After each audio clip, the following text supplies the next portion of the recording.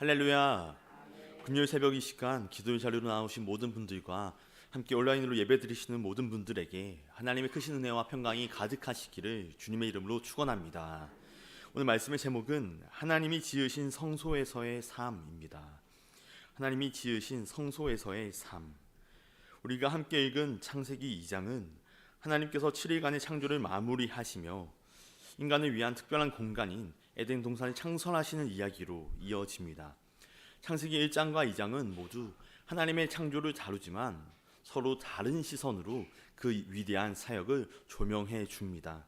1장은 하나님의 말씀과 권능을 통해 창조 세계가 형성되는 과정을 우주적인 스케일로 보여주었고, 2장은 인간 창조와 에덴의 이야기 속에서 하나님의 섬세하고 인격적인 사랑을 강조해 보여줍니다. 그래서 두 이야기가 서로 상반되는 것처럼 보이는 면이 있지만 이는 1장과 2장이 서로 다른 관점에서 하나님의 창조를 설명하고 있는 것으로 본다면 더욱더 풍성한 하나님의 창조의 은혜를 경험할 수 있습니다. 창세기 1장에서는 엘로힘이라고 하는 신명이 사용되어 하나님의 전능하심과 초월성을 강조합니다.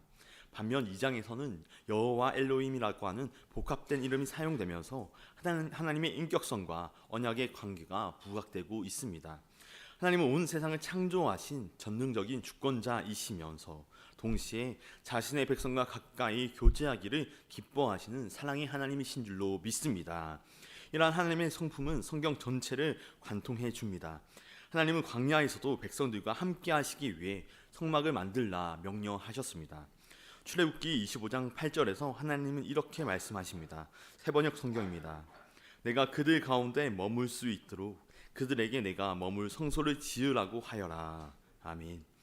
성막은 인간이 하나님께 나아가는 공간이기 이전에 하나님이 친히 우리 가운데 임재하시겠다고 하셨던 사랑의 표지였습니다.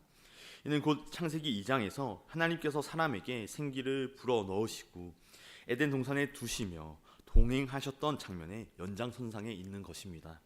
그러므로 성소란 단지 웅장한 건축물을 의미하는 것이 아니라 하나님께서 우리와 함께 하시려고 하는 사랑의 초대이며 그 임재가 우리의 일상 가운데 회복되기를 바라시는 하나님의 뜻인 줄로 믿습니다. 오늘을 살아가는 우리의 가정과 일터, 일상 속에서도 그리스도 예수 안에서 하나님의 말씀에 순종하며 그분의 임재를 구하며 나아갈 때 하나님은 다시 우리 가운데 장막을 치시고 에덴의 은총을 허락해 주실 줄로 믿습니다. 성소는 하나님이 우리와 함께 하고 싶어 하신다는 표지이기 때문에 그렇습니다. 그렇게 하나님이 그분의 백성과 함께 하기 원하신다는 내용을 전해주는 오늘 본문 창세기 2장은 4가지 구조로 되어 있습니다. 첫 번째 단락은 1절부터 3절로 창조의 완성과 안식입니다. 두 번째 단락은 4절부터 14절로 인간 창조의 심화와 에덴 성소의 마련입니다. 세 번째 단락은 15절부터 20절로 인간의 청지기적 사명과 관계적 필요성입니다. 마지막 네 번째 단락은 21절부터 25절로 여자의 창조와 언약적 결혼 공동체 제정입니다. 본문의 말씀을 통하여 3가지 영적인 교훈과 기도의 제목을 얻는 이 시간 되기를 원합니다. 첫째로 안식을 통해 창조를 완성하십니다. 안식을 통해 창조를 완성하십니다.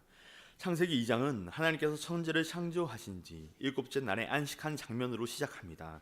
3절입니다. 하나님이 그 7째 날을 복되게 하사 거룩하게 하셨으니 이는 하나님이 그 창조하시며 만드시던 모든 일을 마치시고 그 날에 안식하셨음이니라. 아멘. 하나님은 창조의 6날을 마무리하시고 7째 날을 복되게 하시며 거룩하게 구별하셨습니다. 이는 단순한 쉼이 아니라 창조의 마지막 날이자 절정으로서의 그 의미를 담아내고 있습니다. 성경에서 7은 완전수입니다. 하나님은 6날 동안 세상을 창조하셨고 그 완성 위에 쉼을 창조하셨습니다. 6째 날에 사람과 생물에게 복을 주신 것처럼 7째 날도 복 주신 날입니다. 아무 일도 하지 않은 것처럼 보이지만 하나님은 안식을 통하여 창조를 완성하셨습니다. 이 날이 앞선 창조의 날보다 덜하지 않음을 드러내신 것입니다. 이 7째 날 하나님은 단지 쉬신 것이 아닙니다.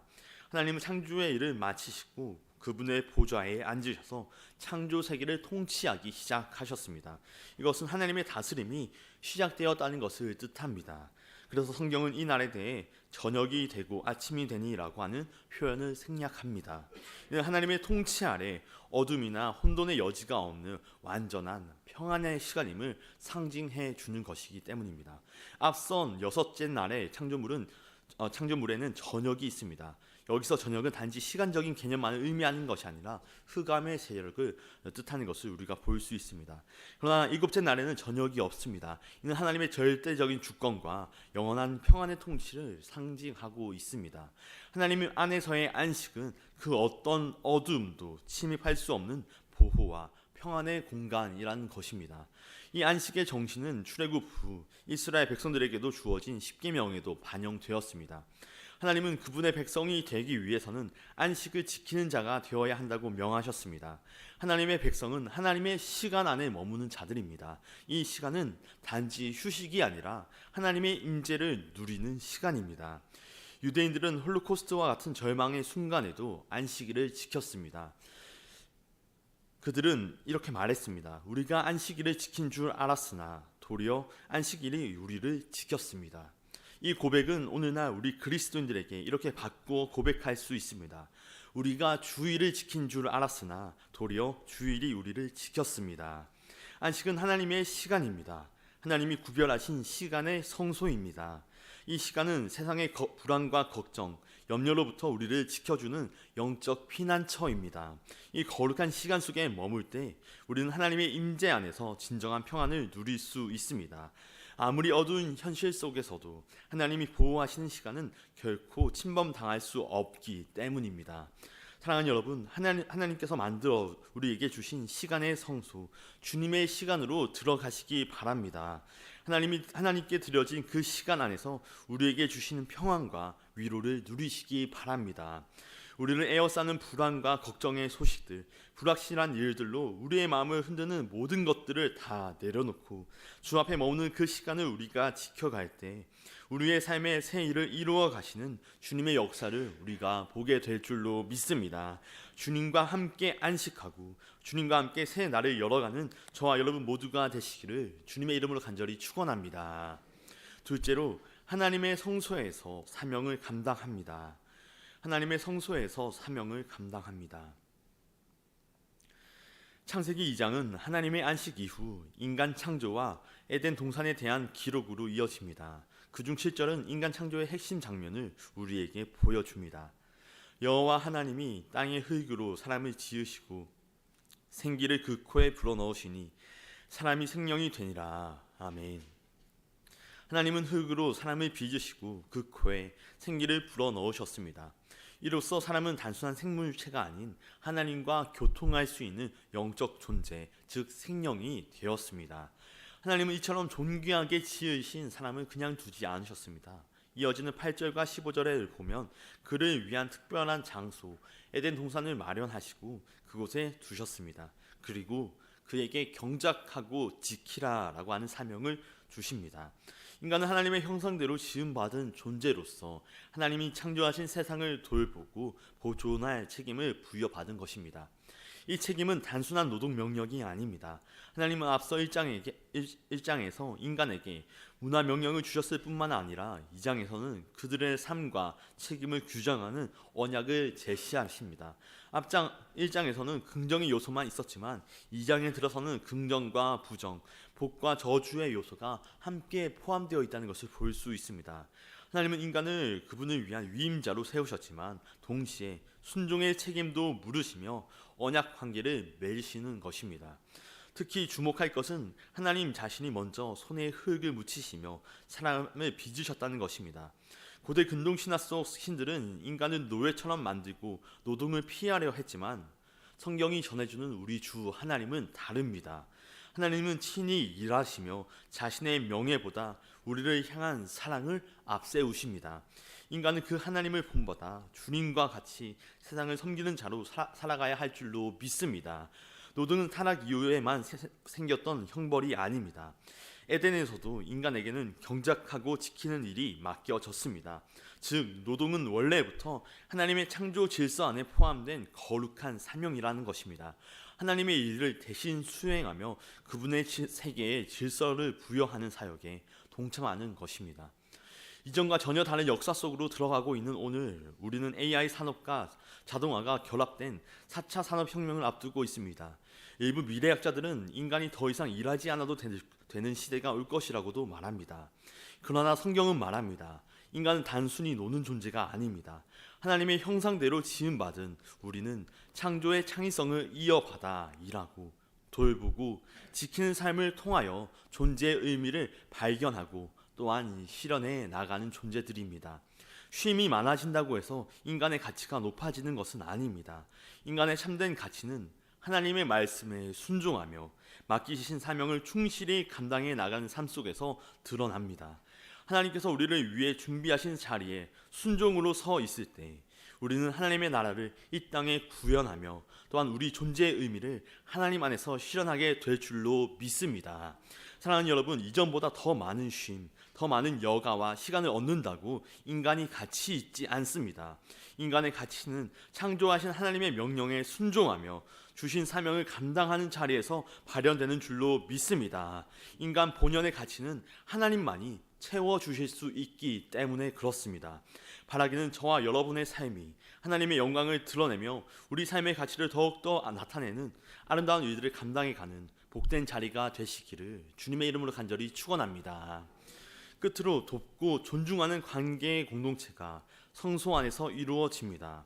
돕고 존중하는 관계의 공동체가 성소 안에서 이루어집니다. 창세기 2장 후반부는 하나님께서 인간에게 허락하신 두 가지 공동체를 보여줍니다. 첫 번째는 모든 피조물과의 관계 속에서 형성되는 창조세계 공동체이며, 둘째는 가정을 통해 이루어지는 인간 공동체입니다. 이 공동체들은 하나님의 성소 안에서 곧 하나님의 임재와 질서 안에서 이루어지도록 창조되었습니다. 먼저 19절입니다. 여호와 하나님이 흙으로 각종 들짐승과 공중의 각종 새를 지으시고 아담이 무엇이라고 부르나 보시려고 그것들을 그에게로 이끌어 가시니 아담이 각 생물을 부르는 것이 곧 그 이름이 되었더라. 아멘. 먼저 하나님은 피조세계를 아담에게 이끌어 오시며 그 생물들의 이름을 짓는 사명을 맡기십니다. 이름 짓기는 단순한 명칭 부여가 아니라 그 존재를 인정하며 이해하며 존중하는 행위입니다. 아담이 각 생물의 특성과 본질을 파악하고 이름을 붙였다는 것은 인간이 창조세계를 단순히 이용의 대상으로 여기는 것이 아니라 책임 있게 관리하며 관계 속에 있어야 함을 보여줍니다. 하나님의 샬롬의 은혜는 바로 그러한 상호 존중과 돌봄의 질서 속에서 전해집니다. 이어지는 20절 하반절부터 21절입니다. 아담이 모든 가축과 공중의 새와 들의 모든 짐승에게 이름을 주니라. 아담이 돕는 배필이 없으므로 여호와 하나님이 아담을 깊이 잠들게 하시니 잠들매 그가 그 갈빗대 하나를 취하고 살로 대신 채우시고. 아멘. 이후 하나님은 아담을 깊이 잠들게 하시고 그의 갈빗뼈로 여자를 만드십니다. 이는 남성과 여성 간의 본질적 차이나 열등함이 아닌 상호 보완과 동반자의 원리를 상징합니다. 여자는 머리뼈나 발뼈가 아니라 옆구리뼈에서 지어졌습니다. 이는 곁에서 함께 걸어가는 동반자임을 뜻합니다. 성경이 말하는 돕는 배필은 수동적 보조자가 아니라 함께 하나님의 뜻을 이루어가는 적극적인 협력자라는 것입니다. 사도 바울은 이 진리를 이렇게 고백합니다. 갈라디아서 3장 28절입니다. 새번역 성경입니다. 유대 사람이나 그리스 사람이나 종이나 자유인이나 남자나 여자나 차별이 없습니다. 그것은 여러분이 그리스도 예수 안에서 다 하나이기 때문입니다. 아멘. 복음은 모든 벽을 허물고 우리가 하나님의 형상으로 지음받은 존재임을 다시금 선언합니다. 이 복음은 가정은 남녀의 계급이 아니라 존중과 동행의 무대가 되어야 한다는 것입니다. 이러한 복음 안에서 서로를 귀히 여기는 관계로 하나님이 이루게 하신 가정의 모습이 다음 말씀 안에 담겨져 있습니다. 25절입니다. 아담과 그의 아내 두 사람이 벌거벗었으나 부끄러워하지 아니하니라. 아멘. 아담과 하와는 벌거벗었지만 부끄러워하지 않았습니다. 이 짧은 구절은 가정 공동체가 어떠해야 하는지 강력하게 보여줍니다. 숨김이 없고 수치가 없으며 서로를 있는 그대로 받아주는 관계, 연약함을 흉으로 여기지 않고 존중과 신뢰로 서로를 세워주는 관계, 하나님은 이처럼 신뢰와 사랑이 넘치는 공동체를 통하여 샬롬의 질서를 이루어가기 원하시는 줄 믿습니다. 무용의 세계에서 파드되라고 하는 아름다운 표현이 있습니다. 이는 두 무용수가 무대에서 완벽한 조화를 이루며 움직이는 것을 뜻합니다. 한 사람은 리프트로 받쳐주고 또 다른 한 사람은 그 지지 위에서 선을 뻗어 아름다움을 드러냅니다. 혼자가 아닌 함께 설 때 그 아름다움은 극대화됩니다. 하나님께서 우리에게 주신 공동체 또한 마찬가지입니다. 각자의 역할 안에서 서로를 존중하며 세워줄 때 하나님의 형상은 더욱더 찬란하게 드러나는 줄 믿습니다. 사랑하는 여러분, 하나님은 그분이 지으신 성소에서 우리가 살아가게 하시기 원하시며 그 안에서 하나님이 허락하시는 샬롬의 축복을 누리기 원하시는 줄 믿습니다. 그리고 우리를 그 샬롬을 전하는 동역자로 부르십니다. 가정 안에서, 교회 안에서, 세상 속의 관계 안에서 우리는 서로를 돕고 존중함으로써 샬롬의 평화로 나타나는 하나님의 나라의 질서를 세워가야 할 줄로 믿습니다. 바라기는 그리스도 예수 안에서 하나된 우리 모두가 하나님의 성소 안에서의 삶을 살아가며 참된 기쁨과 안식을 누리는 복된 삶이 되시기를 주님의 이름으로 간절히 축원합니다. 기도하겠습니다. 사랑과 은혜가 충만하신 하나님 아버지, 오늘 기도의 자리로 우리를 인도하여 주시고 말씀을 통하여 은혜 주시니 감사드립니다. 시간과 장소를 구별하여 하나님이 거하시는 처소로 살아가는 삶이 되게 하여 주사 주님이 마련하신 안식의 시간과 공간 속에서 참된 평안과 질서를 누리는 우리의 삶이 되게 하여 주시옵소서. 주님께 귀한 사명을 부여받은 자로서 맡기신 모든 일들을 주님의 뜻 안에서 온전히 이루어가게 하여 주시옵소서. 무엇보다도 허락해 주신 귀한 만남마다 샬롬을 전하고 나누는 관계로서 서로를 귀히 여기며 살아가게 하여 주옵시고 성령 하나님께서 친히 도우시고 역사하시는 관계가 되게 하여 주시옵소서. 오늘 하루도 하나님이 거하시는 성소로서의 삶을 살아가게 하여 주옵시며 주님의 임재 안에 거하는 놀라운 은혜를 맛보게 하여 주시옵소서. 이 시간 주님의 전에 나아와 간절한 기도의 제목과 함께 올려드리는 귀한 예물의 손길들 있습니다. 이 예물이 쓰이는 곳마다 주의 나라가 확장되고 복음을 통한 생명 구원의 역사가 왕성히 나타나게 하여 주시옵소서. 드린 손길 위에도 주께서 늘 함께하여 주사 하늘의 신령한 복과 땅의 기름진 축복을 누리는 복된 삶으로 이끌어가 주시옵소서. 우리 구주 예수 그리스도의 이름으로 간절히 기도하옵나이다. 아멘.